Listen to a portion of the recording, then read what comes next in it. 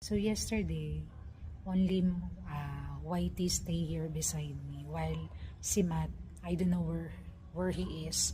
So until this morning, I was searching for him and suddenly he make a noise and I saw him in our neighbor's backyard. There,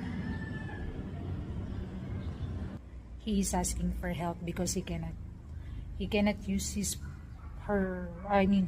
paw to climb up because the wall is I think almost 10 feet ahead.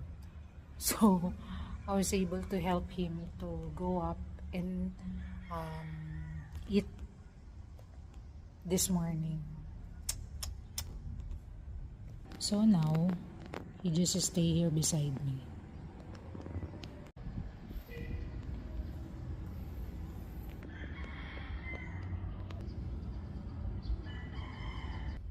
So yan, kahapon kasi, maghapon halos si Matt wala dito sa church, no? I mean, hindi ko siya nakita dito sa labas. Hinayaan ko lang. And then after that, naggabi na, so nagpapakain na ako. Wala pa rin siya, so nagtataka na ako. Sabi ko nga baka siguro may nakahuli kay Matt.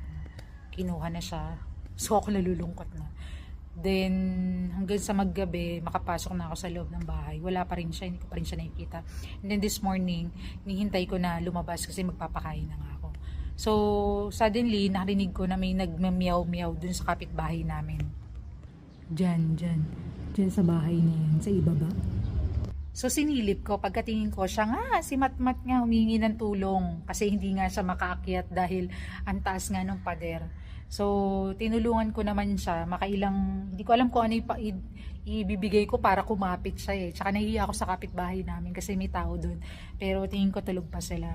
Pero buti na lang tinulungan ako ni Pastor. Nilagyan niya ng ladder. No? So, dun siya umakyat sa ladder na yun. Kaya namin siya nakuha. So, eto, ngayon, hindi umalis sa tabi ko. Natatakot mas takulit dun sa kabilang bahay.